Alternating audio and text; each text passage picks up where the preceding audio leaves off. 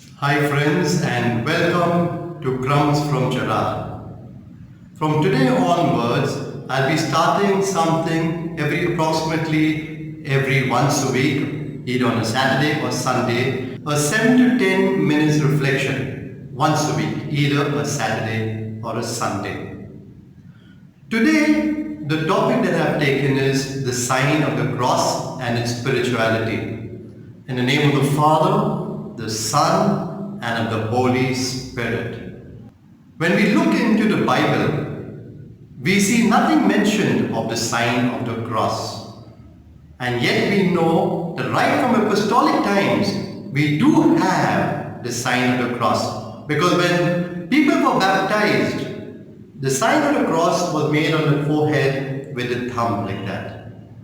Later on, we are told that two fingers were used, the thumb and the pointing finger, to sign themselves on the forehead, to remind them of the two natures of Jesus, fully God and fully human being.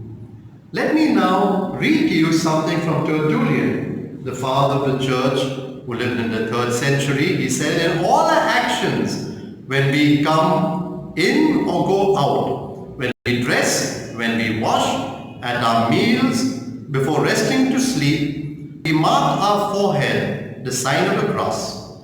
This practice is not commended to us by a formal law of Scripture, but tradition teaches them, custom confirms them, and the faith observes them. So we have the sign of the cross, I said from the beginning.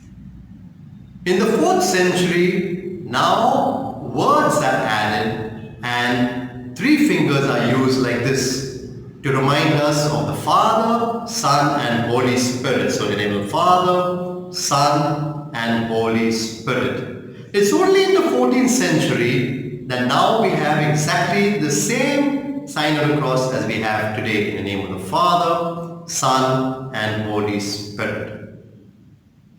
The sign of the cross is not just an action. There is a spirituality behind that, and that's what I'm going to share with you right now. So first of all, when we make the sign of the cross, it's a renewal of our baptismal promises. When we were baptized in the name of the Father, the Son and Holy Spirit. We have died to ourselves and are born to new life in Jesus Christ. I have been crucified with Christ. It's no longer I that live, but Christ that lives in me. And the life I now live in the flesh, I live by faith in the Son of God, who loved me and gave himself up for me.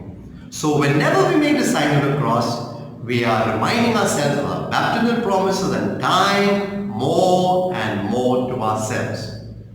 The second is, it is a mark of our faith. When we sign ourselves, slaves had a tattoo on them. Sheep were branded.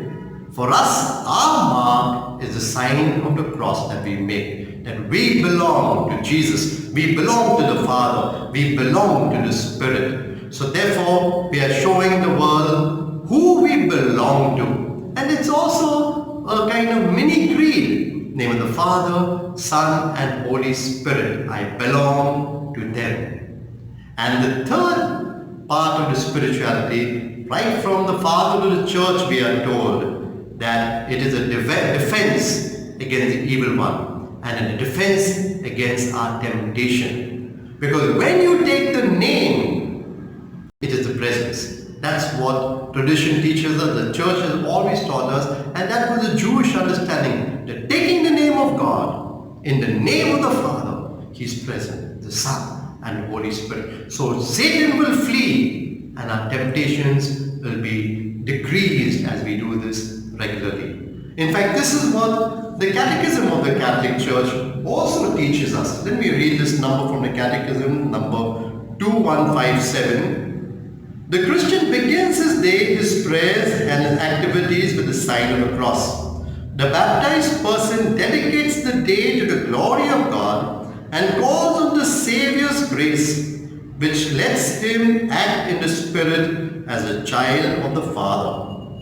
The sign of the cross strengthens us in temptation and every difficulty. So the sign of the cross is a renewal of our baptism. The sign of the cross is a mark that we belong to the Trinity. The sign of the cross is a defense against the evil one and every temptation.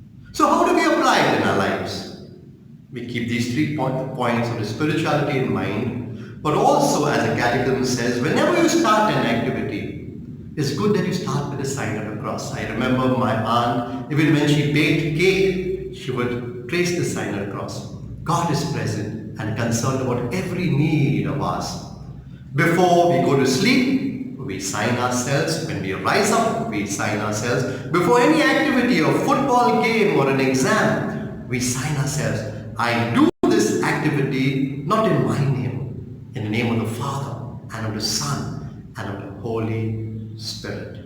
Let me now read to you a quotation from Cyril of Alexandria of the 3rd century. Let us not then be ashamed to confess the crucified. Let the cross be our seal made with boldness over the bread we eat and the cup we drink, and our coming and our going out, when we lie down and when we awaken, when we work and when we are still.